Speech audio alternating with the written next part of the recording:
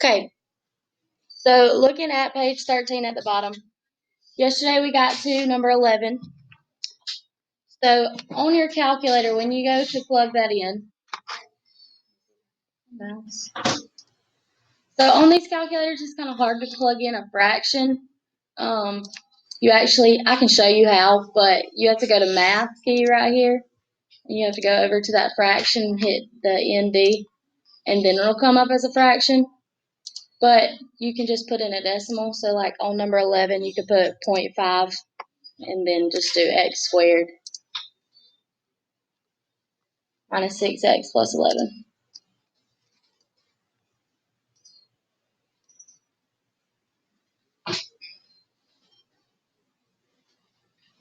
I'm going to go ahead and bring that table. Okay, so first thing you have to do is find your axis of symmetry. So I'm going to do negative phi over 2a. So negative 6 over 2 times 0.5.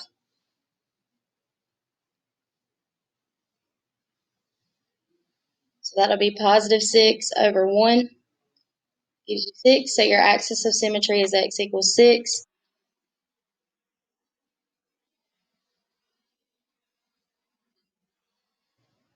So I'm going to be looking for x values 4 through 8 for my graph.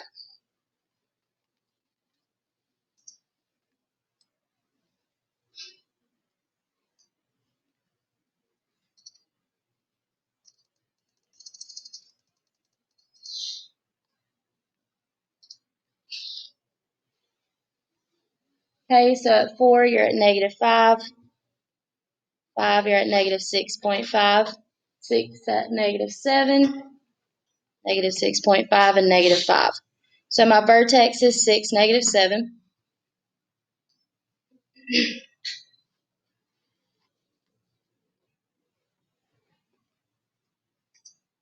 So now I can go ahead and plot those points. So I'll be at 6, negative 7. And if you don't want to plot the decimal points, you don't have to. So I would just plot 4, negative 5,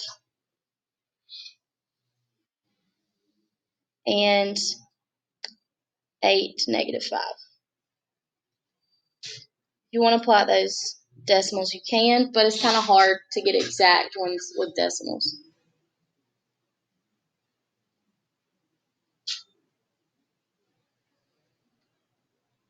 Okay, so what would my domain be? All real numbers. And then my y, it's always going to go off of this number right here, the y value of your vertex. So all my y's greater than negative 7 or less than negative 7? They're greater than negative 7. And the greater than goes towards the y.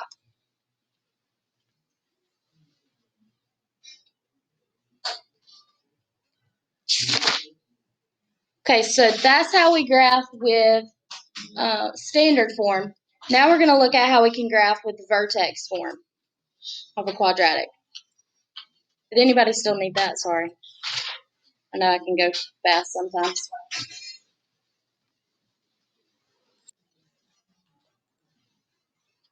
So looking at page 14, so we're going to look at vertex form. So the vertex form of a quadratic equation is y equals a times x minus h squared plus k. Y equals a times x minus h squared plus k. And this is called vertex form because just looking at this equation right there, you can find the vertex just by looking at it, and you can find the axis of symmetry just by looking at it. So vertex is always the value of h, comma k. So the h will always be your x value, the k is always the y value. And then the axis of symmetry is always x equals the h. But you have to be careful there because of that negative. Got to be careful.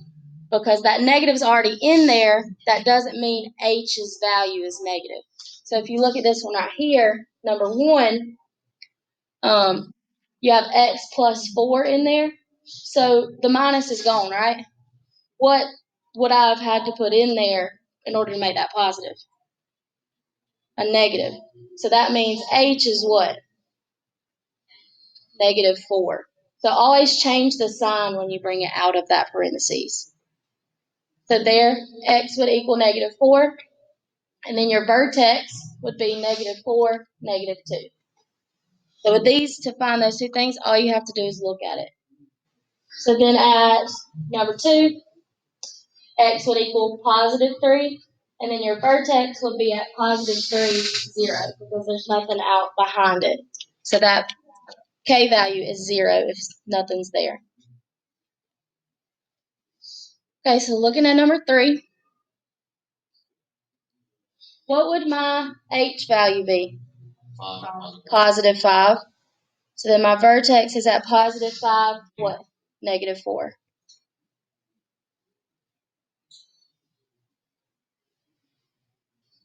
Okay.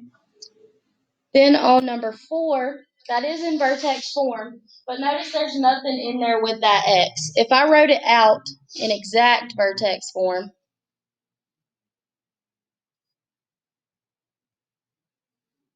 it would look like this. So if there's nothing with that x, that means that the h is 0. So there x equals 0. And then what's my vertex? 0, 3.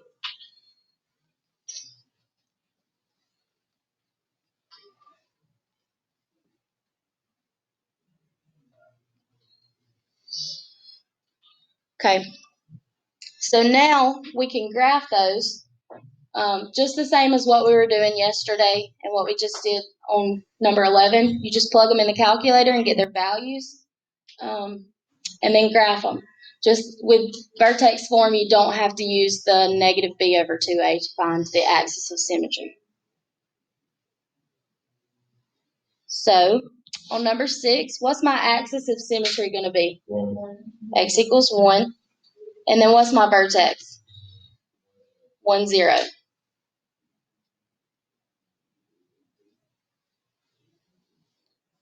So I'm going to look for -1, 0, 1, 2, and 3 in the calculator.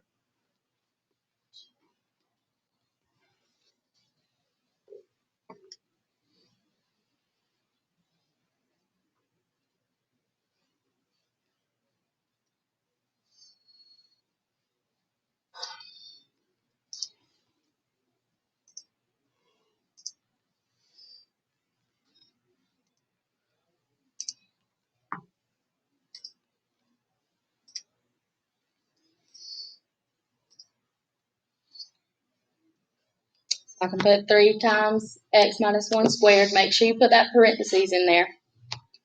However it looks on your paper, it needs to look like that in the calculator.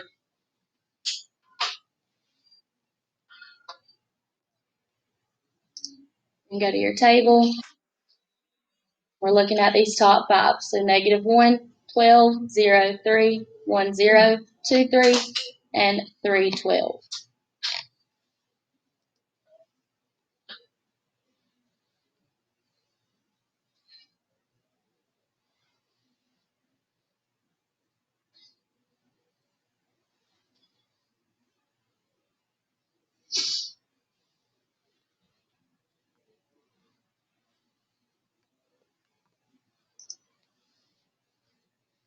Okay, and then we can plot those points.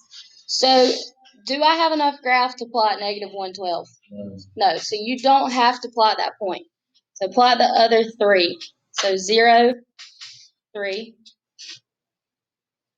1, 0, and 2, 3.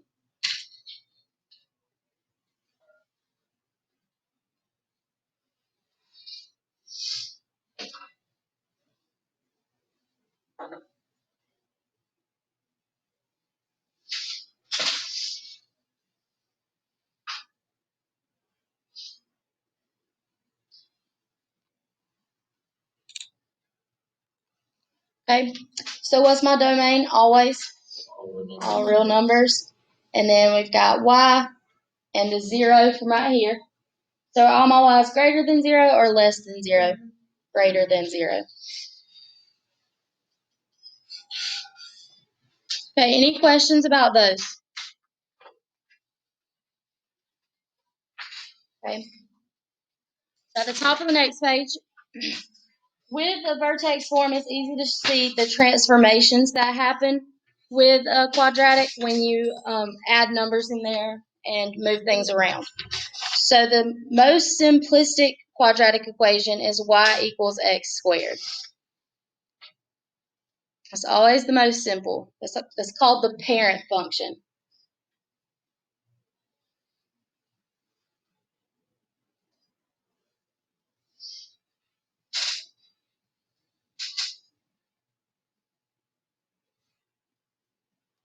Okay? And you don't have to write that at the top because that is the next thing.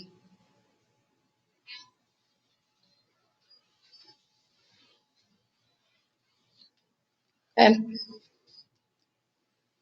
And then a transformation is a change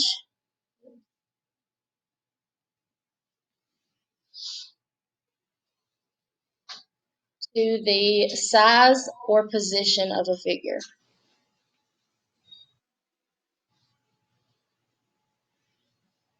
And we actually have a whole unit in geometry about transformations. Okay. So number 7 went ahead and did that one for you. So the black line is your parent function. And then we want to see how this right here changes that parent function. So if I went from this to this, what did I do? I moved left 2. So that will be my transformation, is to move left 2. Then, with this one right here, I have the plus 5 at the back. All that did from the parent was move it up 5. In this one, we've got a plus 1 in here, minus 6 out here. From this point, the main vertex to the new vertex, I went left 1, down 6. So, as we're going to see how our vertex changes. We're going to focus on the vertex first to see our transformations. So, first, what is our vertex going to be on this one? Positive 4, positive 1. Okay, so I can go ahead and go plot positive 4, positive 1. So what changed here? How did I move from this 0, 0 to that? I went right 4, up 1.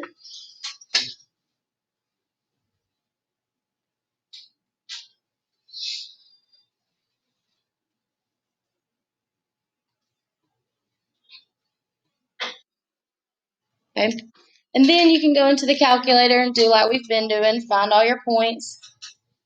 I'm going to save y'all some time on this one.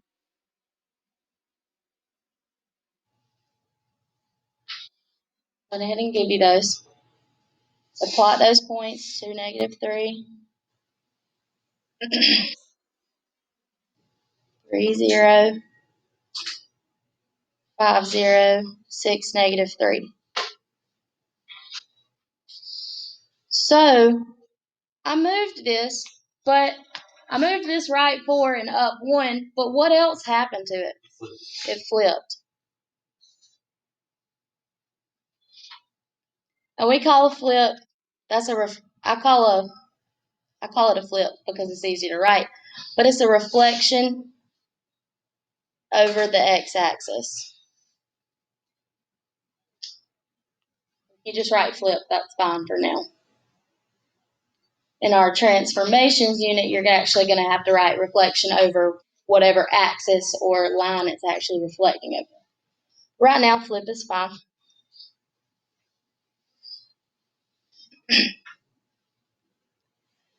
So far we've seen it can move left and right, up and down, and it can flip.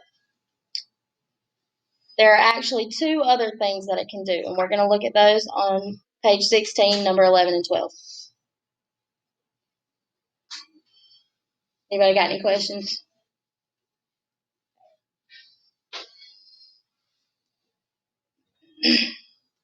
So looking at number 11, what is my vertex? 0, comma what? -7. So I know I'm at 0, -7.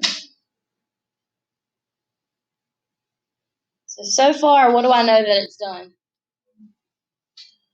Down 7.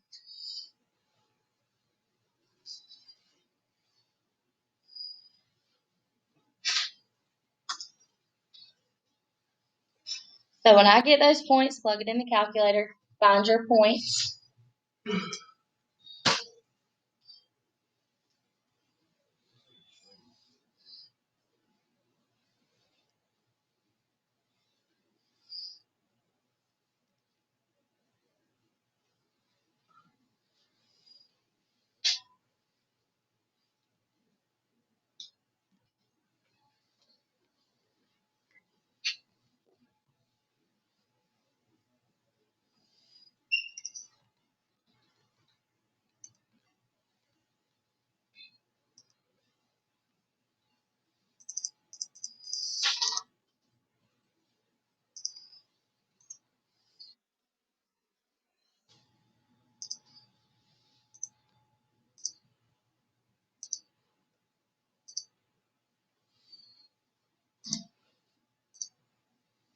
So in your calculator, you can do multiple graphs. So I'm going to do the parent function in red and the new function in blue.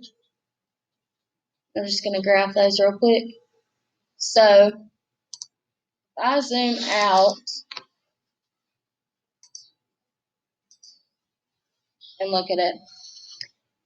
So what happens between the red and the blue? Are they the same size anymore? No, the blue shrinks. No. The blue kind of shrinks in. We actually don't call that a shrink. We call it a stretch because it's stretching up. It's getting narrower. So it stretches between y values that we hit. So if we go back, we can graph that and we can see it on our papers. So we'll be at +2, +5, -2, 5.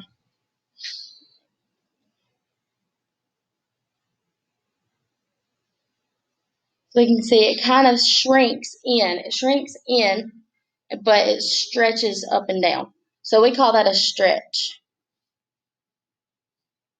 And that means that it's just getting narrow.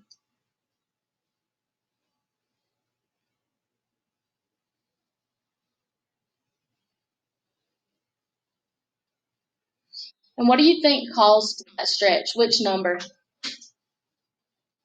3 or the -7? The -7 moved it down, right? So the 3 right here in the equation, the 3 is what made it stretch. We're going to look at all of those down in the put it together section under number 12. Okay, so now what's my vertex on number 12? No. +3. +3, -2.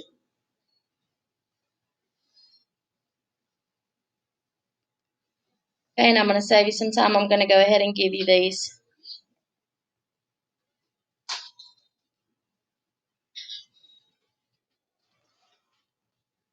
Okay, and now I'm going to plot these points.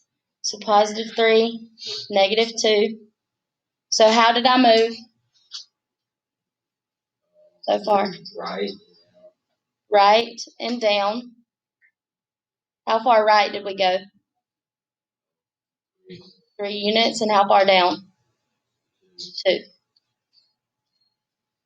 So that's what we've got so far. Not showing up yet.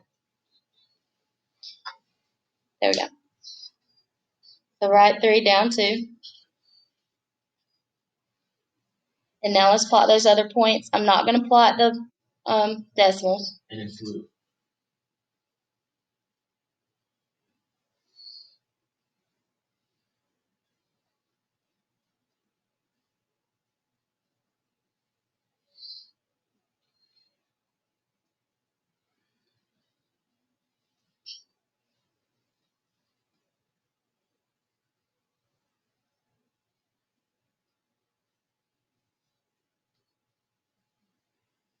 So it also flipped because we have that negative out in front. Oh, Lord.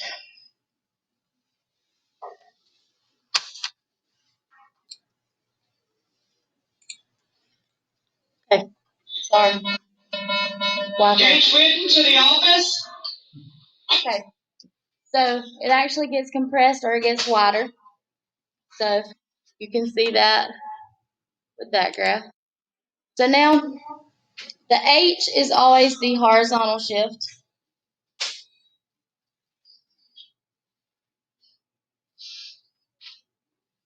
And so when you bring H out, if H is positive, then it's going to shift. Wait. So if you're looking at it in there, if H is positive, it shifts left. And if it's negative, it shifts right. So opposite of what you would think. So if you bring it out, then it's going to change a little bit. But if it's in here, if it's negative, it's going right, because when you take H out, it actually be positive. And if it's positive in there, it's moving left, because if you took H out, it'd actually be in a negative direction. Kind of confusing, but just go with, if it's positive in there, it's left, negative goes right. And then your K is the vertical shift. So if X is, or if K is positive, it goes up. If it's negative, it goes down.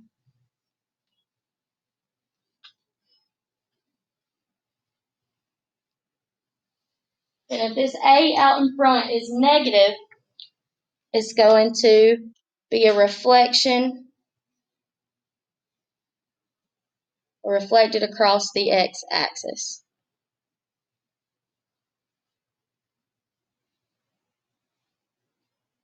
And then if the A value is larger than 1, it's going to stretch. And if it's less than 1, between 0 and 1, it's going to compress.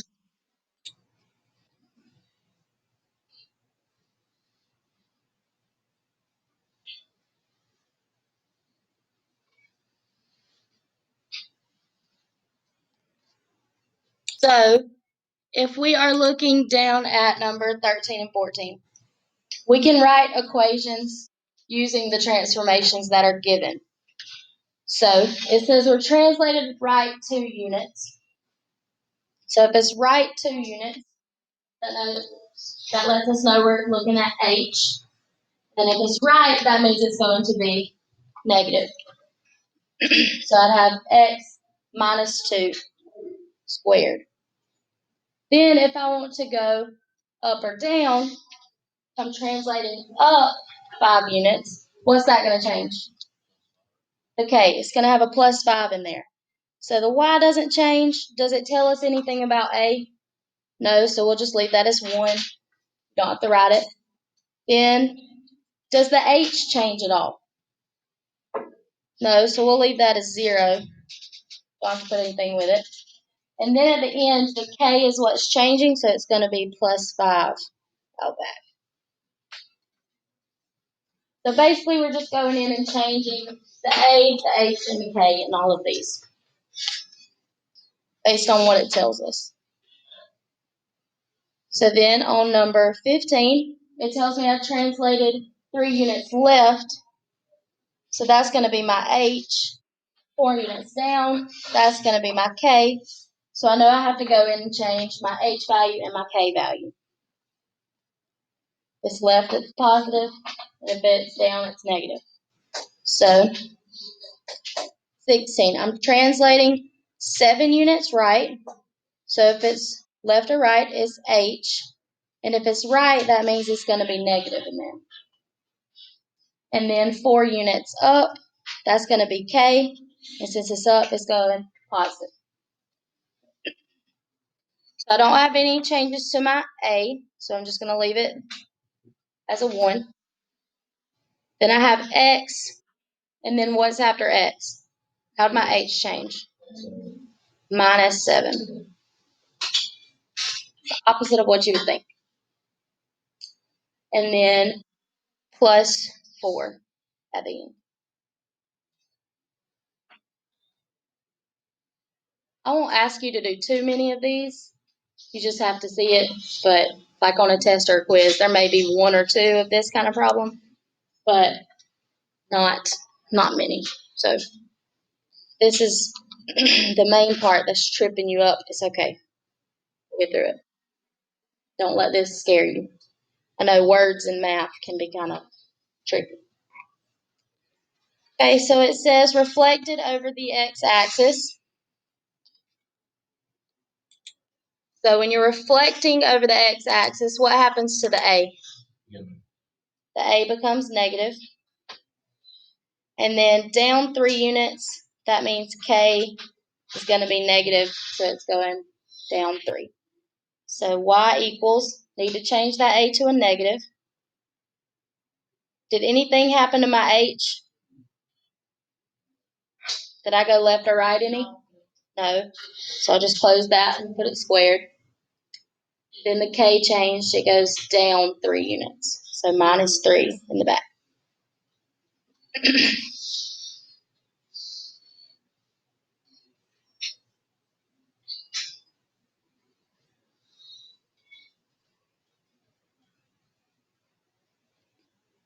Okay, number 18, it says we're reflected.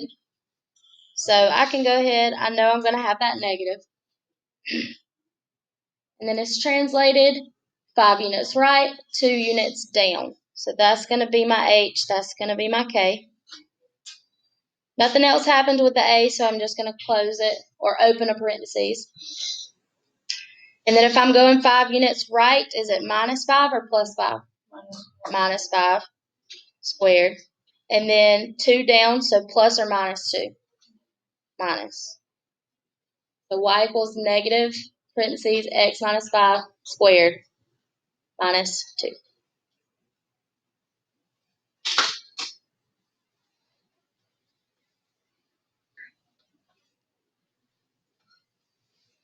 Okay. Number 19, it says it's vertically compressed by a factor of 1/3. What's that going to change? My A, my H, or my K? A. So I know my A is going to be changed. So I have to put that 1/3 in there for it. Then it's translated up 8 units. So is my H being changed? Nope, but my K is. So is it going to be plus 8 or minus 8? Plus 8. Plus 8.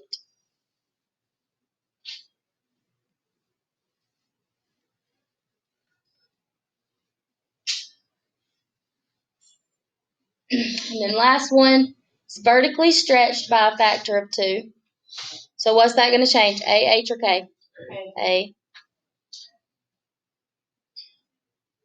Then it's reflected over the x-axis. What's that going to change? A. It's going to change its sign. And then it says translated 4 units left. Is that the H or the K? H. So is it going to be negative 4 or positive 4? Positive 4. And then I don't have anything for K, so I just leave it like that.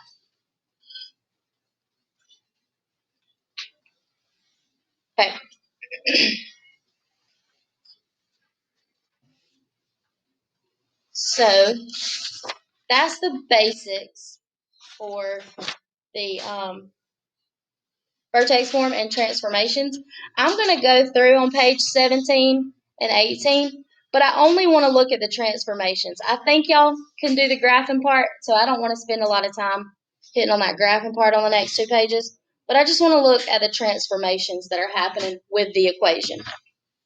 Okay, so on page 17, looking at number 1, if this is negative, what's going to happen? It's going to flip. And then, do I have any change to H? Is there an H in there? No. So I'm not moving left or right. Then I have minus 3. Am I moving up or down 3? Down 3. So just looking at the equation, you can tell how it's going to move. Number 2, does my A out in front have any changes to it? No. So that means it's not going to flip, it's not going to stretch, and it's not going to compress. Then I have plus 5 in here. So that's my H. Is it going to move left 5 or right 5? Left 5.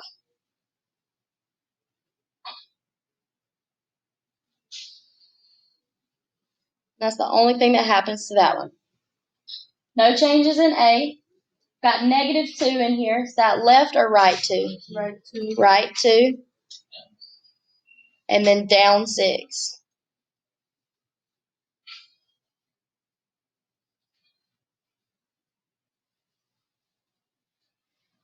Now I have a change to A out front. What happens here?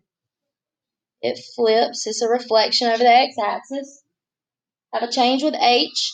So I'm going left 1 or right 1? And down 4.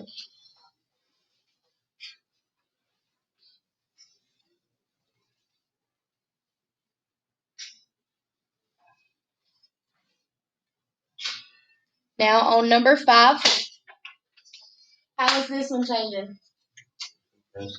Compressed by 1/3.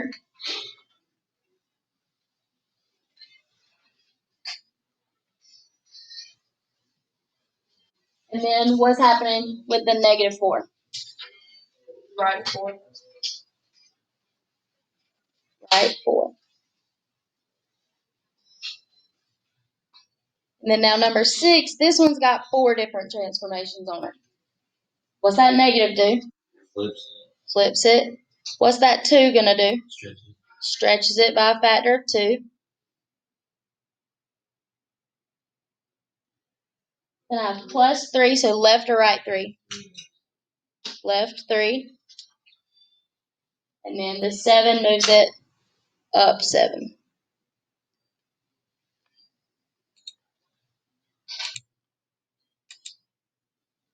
So A doesn't change, but with that negative 2, what's changing? Right 2. And then with the negative 1, Down 1. down 1.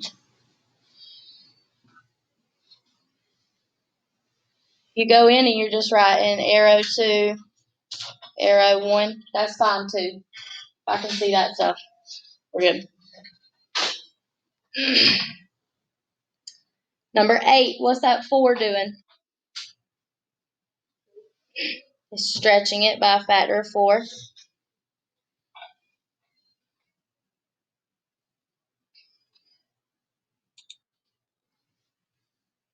And then what's the 5 doing? Or negative 5? Down 5.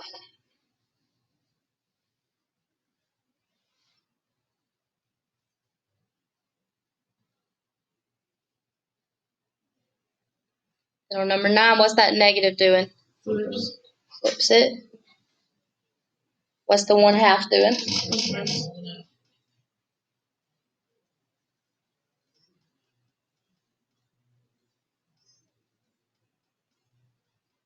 And then the 1, Left 1.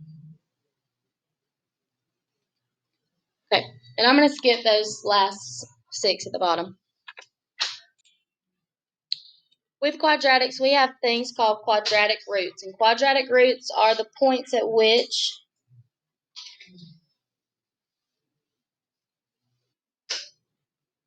the parabola intersects the x-axis.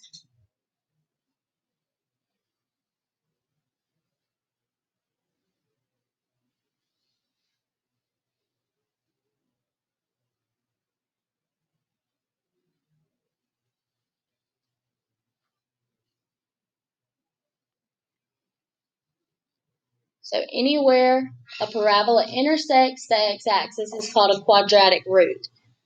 And if it's intersecting the x-axis, that means that y equals 0. And a root is going to be like an ordered pair. It's going to be a point on the graph. And we can also call those zeros, solutions, or x-intercepts.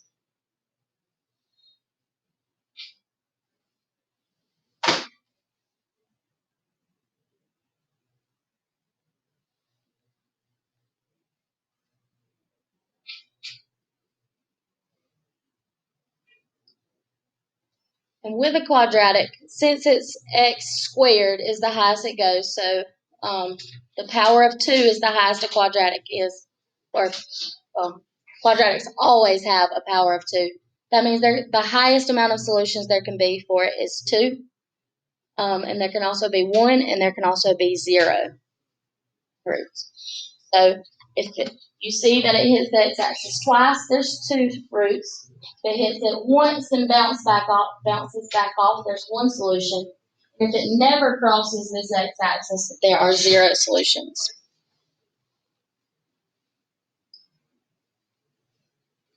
So, sorry if y'all weren't done writing that. So looking at this example 1, when I graph it, first you have to find your axis of symmetry. Then you're going to look at your points in your calculator, and you want to make sure you get ones that have the zeros with them. Okay? If the y is 0, they are right here, that means that it is a root of the equation. It's going to hit that x-axis. So first of all, number 2, we're going to find our axis of symmetry. So going back to the negative b over 2a.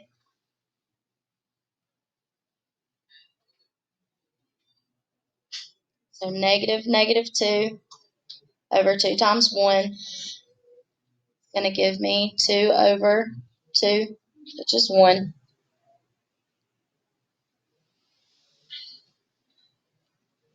Then I'm going to go to my calculator, and I'm going to find all these values. I'm going to do it for you right now to save time. As long as you know how to get to this table on your calculator, we're good. Okay.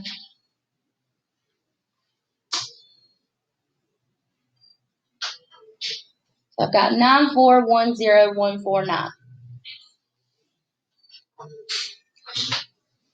How many times do I have a 0 over here? I have 1. So as of right now, I only know that I have 1 solution. Okay. So number 1, we have 2 solutions. This one right now, we only have 1. So let's graph it and make sure we only have 1.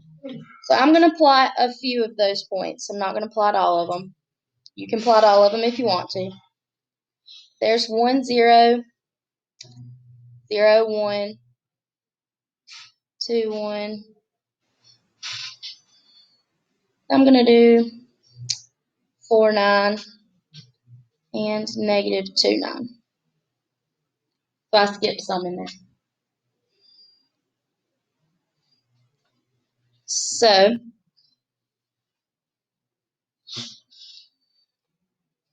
we look at that graph right there. Is it ever going to touch that x-axis again? No, it only touches that x-axis at this one point. It goes and hits that 1 and then bounces back up. So that means there's only 1 solution for this. And that would be at what x value? Where does y equal 0? At 1. So my solution here will be x equals 1. And you can write the little sets around it. You don't have to. I'm not going to make you on a test or something. But just know if it does have those little brackets, it's just saying that that's the set of all the solutions.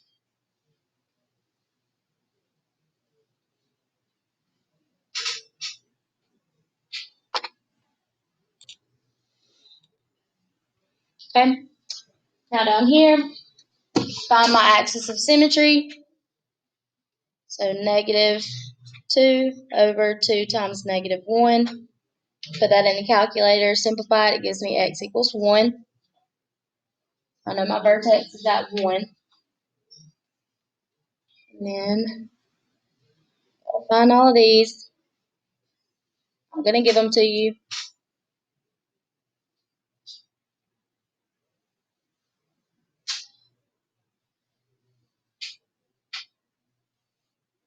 Okay. So if I'm looking at these right here, none of those y's are 0.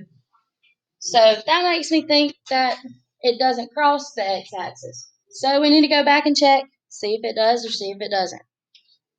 So I'm going to graph those points.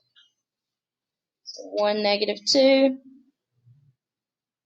-1, -6, 3, -6. Again, you can plot all of them. But if you just did those right there, that's perfectly fine.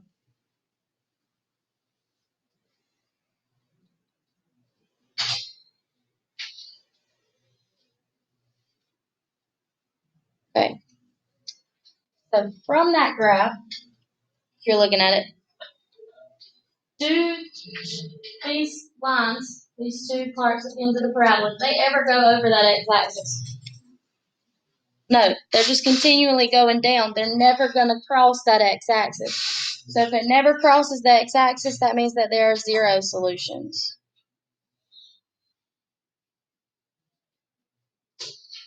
And to show that, up at that number 3 on the side, I do the circle with a line through it. That just means no solutions.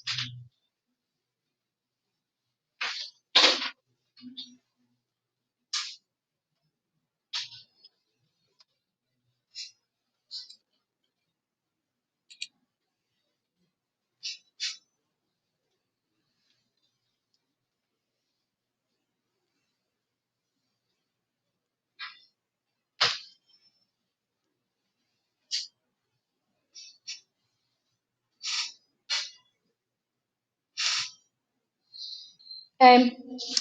Then down at the bottom, we have something called the discriminant.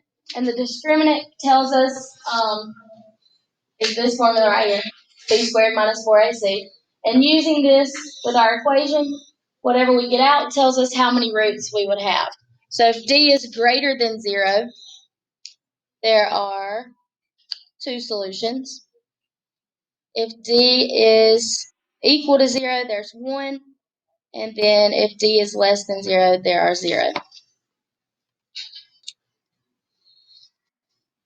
So with your discriminant, you'd go in, plug in your A, B, and C into this formula. So on number 7, when you plug it in, you get 9. Since 9 is greater than 0, there's 2 solutions. Plug it in here, got -31. Since -31 is less than 0, there's 0 solutions. And then on this one right here, I got 0 out. 0 equals 0. That means there is 1 solution. So I'm going to do one example of these because it's not too big of a deal. But if you do this, let's find A, B, and C. A is 2, B is -4, C is -3. So I'm going to plug that into B squared minus 4AC.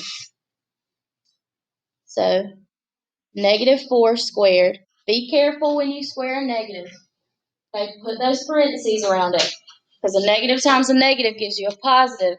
But when you just put it in the calculator without the parentheses, it's going to give you back out another negative. It doesn't square the negative on the calculator.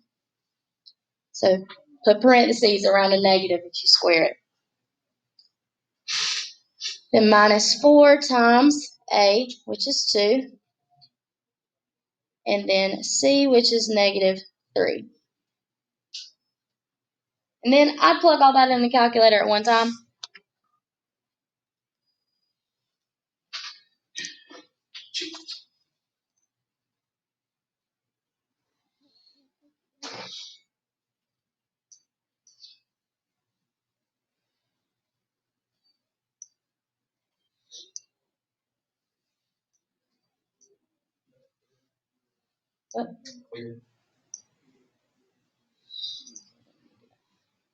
Okay. So, and if you're on the graph and you can't get out, always hit second mode and it'll take you back out. But then if we put that in there, -4 squared minus 4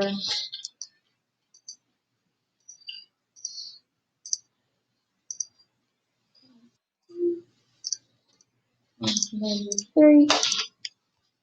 So that's what it should look like in the calculator. So it gives you out the exact solution. And you get 40.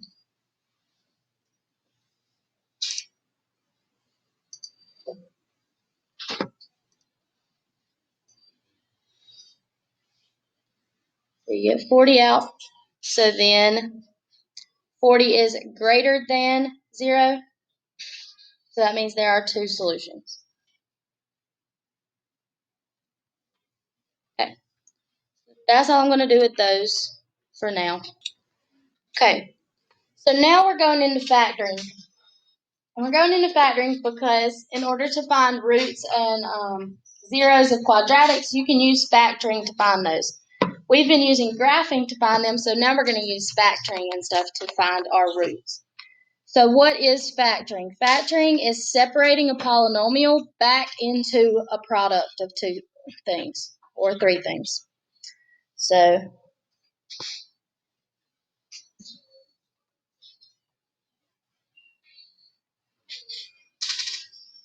separating a polynomial back into a product.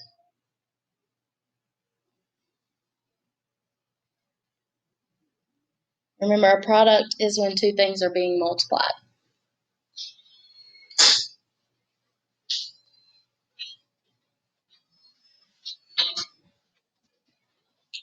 Okay, so that means we're going to take, for example, 4x squared plus 8x. We're going to take that one thing and we're going to separate it into 2 things. So we're going to factor stuff out. So the factored form of that would be 4x times x plus 2.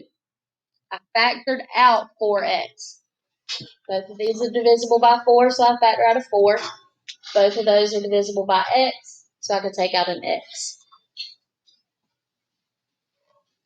And any polynomial that can't be factored is called prime.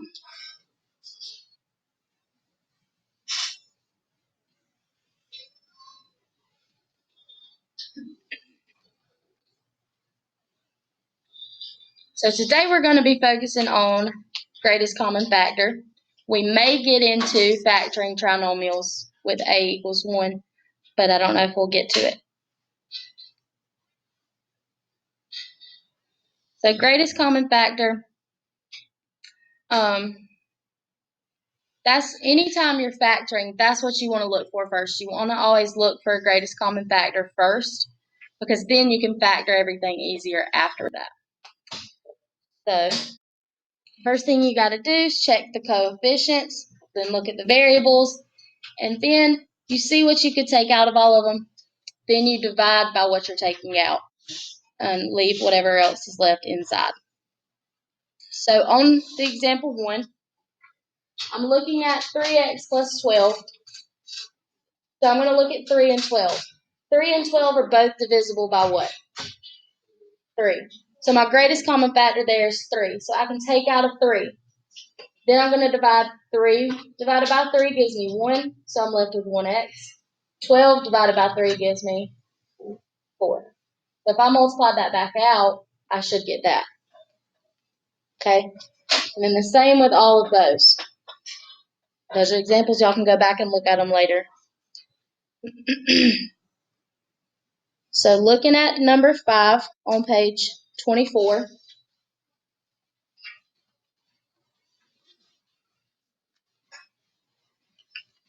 So I need to find greatest common factor. So first I'm going to look at my coefficients. What is 6 divisible by? 6 is divisible by 1, 2, 3, or 6. Right? So 1, 2, 3, or 6. 27 is divisible by 1, 3, 9, 7. and 27. 7. Can you divide it by 7? So those are my factors of those 2 numbers. What's the only one they have in common other than 1? 3. So my greatest common factor there is 3. Can I take any A's out if there's not an A right here? No. So I'm just going to go through and divide both terms by 3. What's 6 divided by 3? 2. Leave that A squared. What's 27 divided by 3? 9. So I'm going to put plus 9.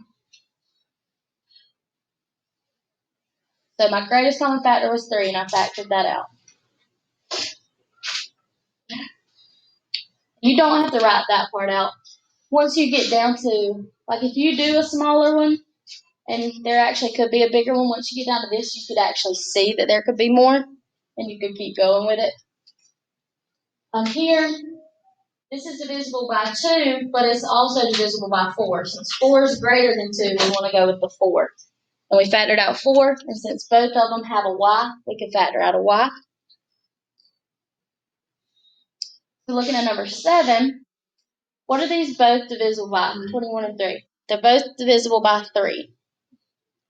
Now, do both terms have a c? No. Do both terms have a d? Yes, so that means I can factor out 1d. So that's my greatest common factor, 3d. So what's 21 divided by 3? 7. Leave that c alone, nothing changed with it. And then if I take that d out, there's no d left in there. So I just have 7c for this term. And then what's anything divided by itself? 1. So 3 divided by 3 gave me 1. D divided by d gives me 1. And make sure you put that back in there. Because when you multiply it back out, you want to have that term. If you didn't have anything right there, there wouldn't be that term anymore. So you've got to make sure you keep that 1 in there. Do you have a question?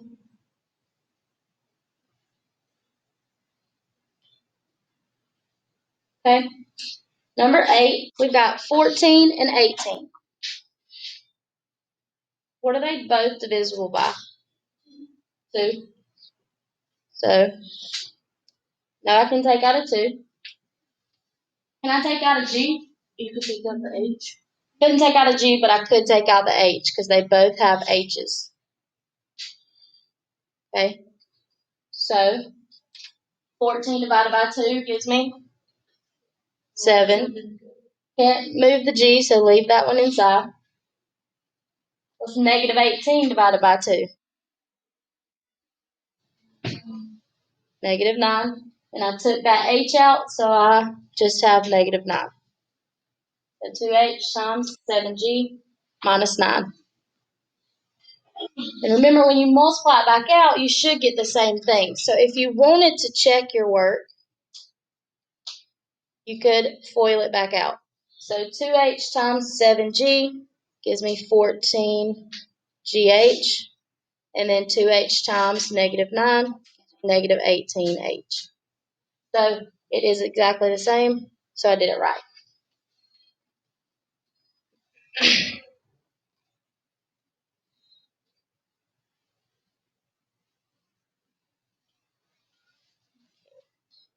Now on number 9, what are 15 and 30 both divisible by?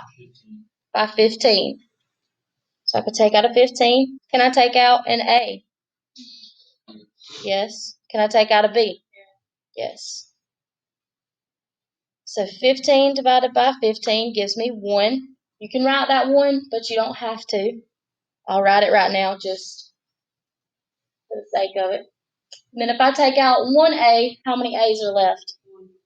One of them. Took out a b, no b's are left in that first term. Then what's negative 30 divided by 15?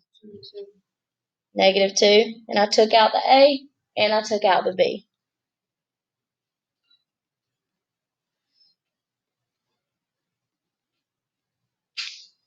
So 15ab times a minus 2.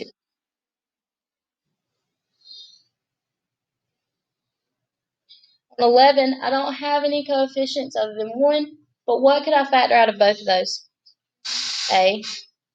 So if I take an a out of the first one, I'll just have b.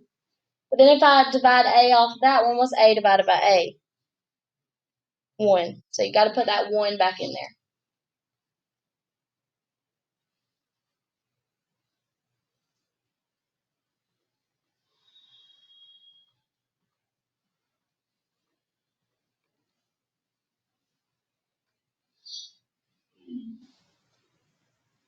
On number 12, what can I factor out? X. An x and a y. So if I factor out an x and a y, what do I have left for the first term? X. Then if I take out an x and a y, what do I have left for the second term? 3. So xy times x plus 3.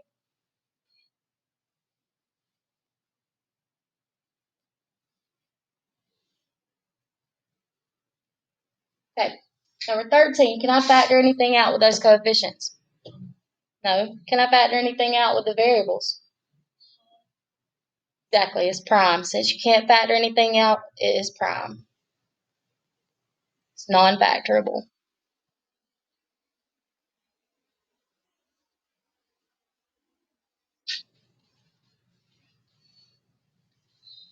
Okay, now these start getting a little bit extra, so we're only going to do a few more of these.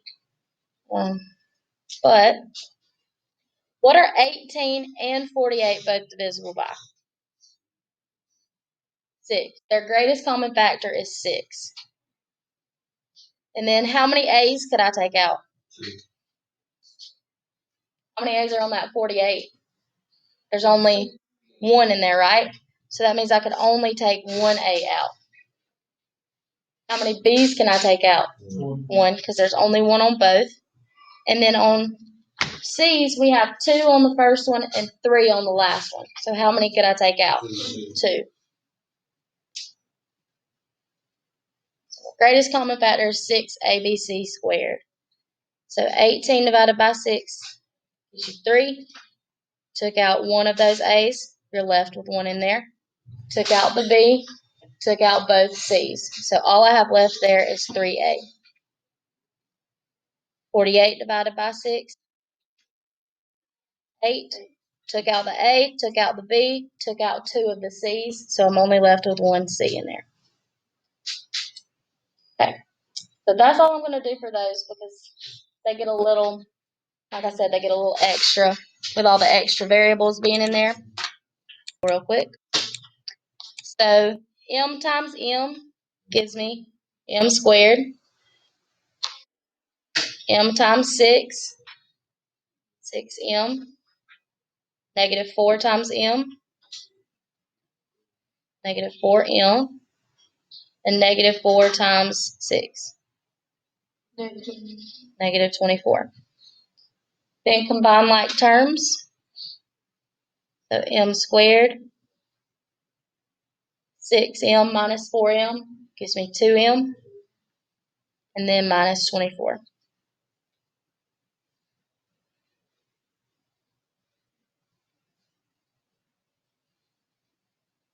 K times k is k squared.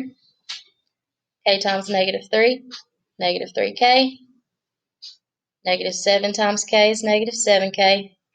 And negative 7 times negative 3. And then combine like terms, you get k squared minus 10k plus 21.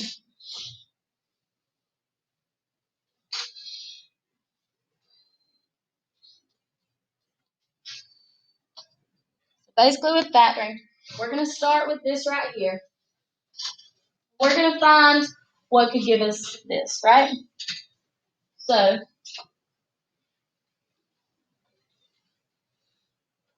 we're going to find 2 integers that multiply to give us this, right? Because these 2 multiply to give you 21, right? And then these 2 add to give you that, right? So we're going to find 2 integers that multiply to give us C and add to give us B.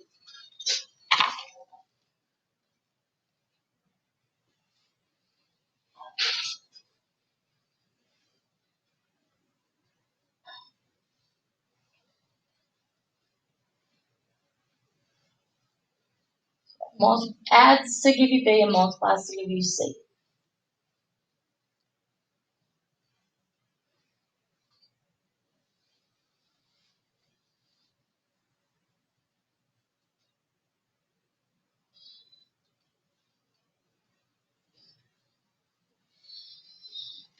On my guided example right here, I have x squared plus 7x plus 12.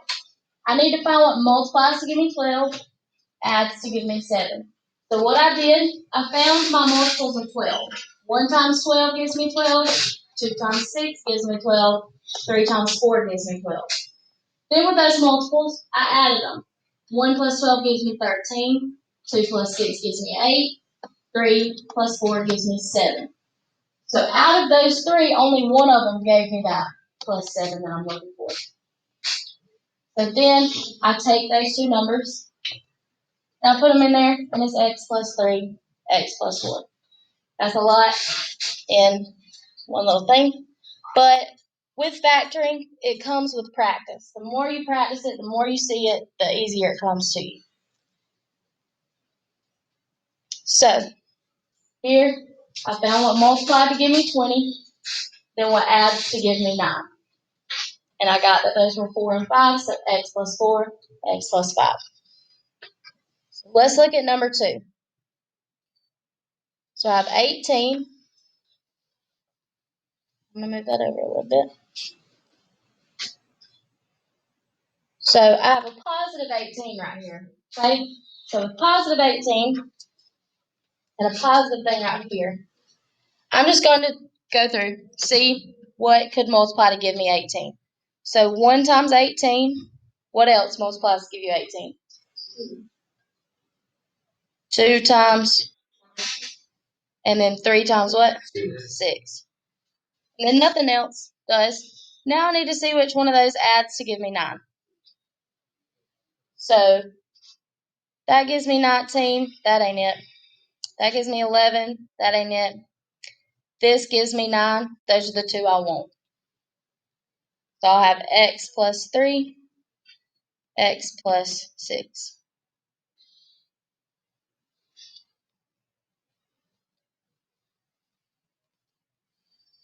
Okay. So if you notice with these, all of them have positives, right? Everything in there is positive. So anytime you have a equation that has all positives, both of your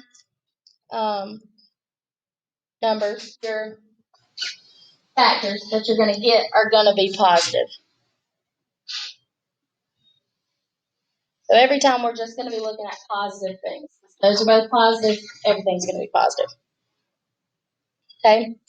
So looking at 24. We got 1 and 24, 2 and 12, 3 and 8, 4 and 6. Which one of those adds to give you 10? So I have A plus 6, A plus 4. And it doesn't matter what order. You could put a 4 here and a 6 here. It doesn't matter the order.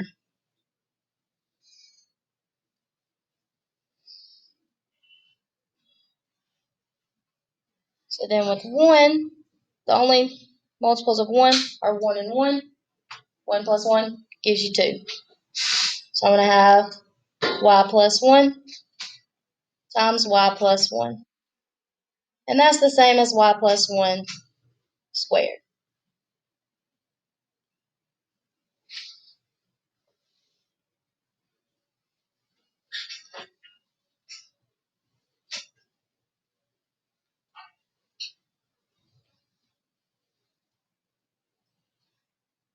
Okay?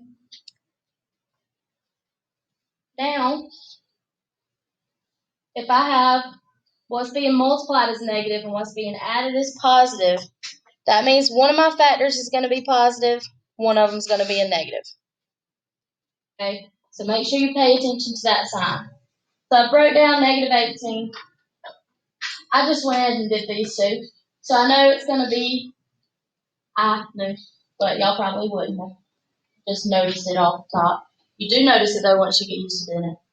But that it's going to be negative 3 or 6 or 3 and negative 6. So when I broke that down, add them together, I got that negative 3 and 6 gave me 3. So those are my two factors. Now looking at negative 8.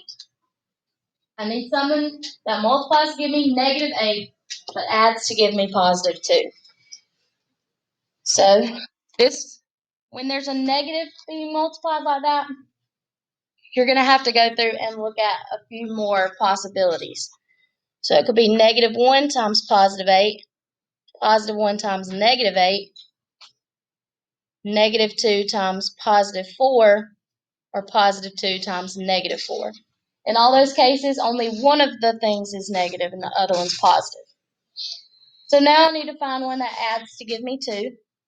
It's not those. So it is this one right here. That does give me 2.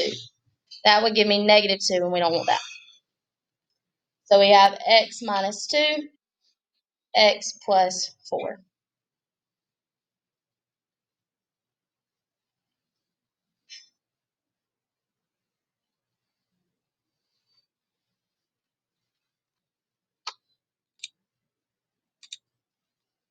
Okay, negative 6.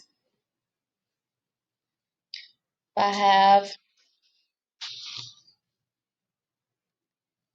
negative 1 and 6, positive 1, negative 6, negative 2, 3, positive 2, negative 3. Which one of those adds to give me a positive 1?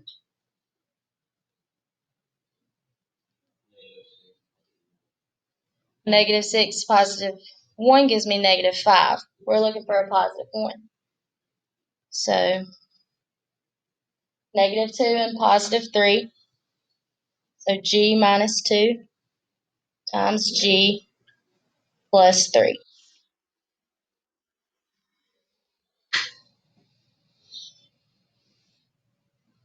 Okay, then 45.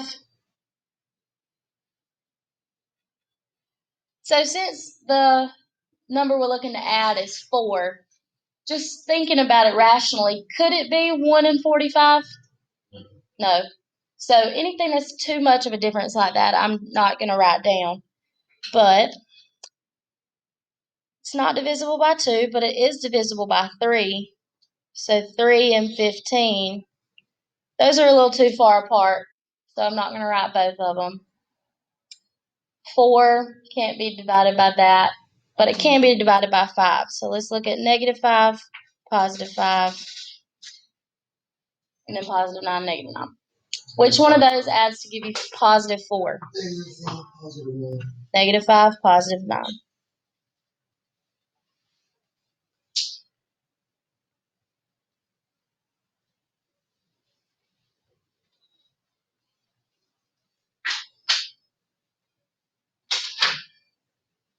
Okay, so that's all we're going to do for today. So I can go ahead and put that up. Tomorrow we're going to finish with factoring, and we're going to learn how to solve with factoring.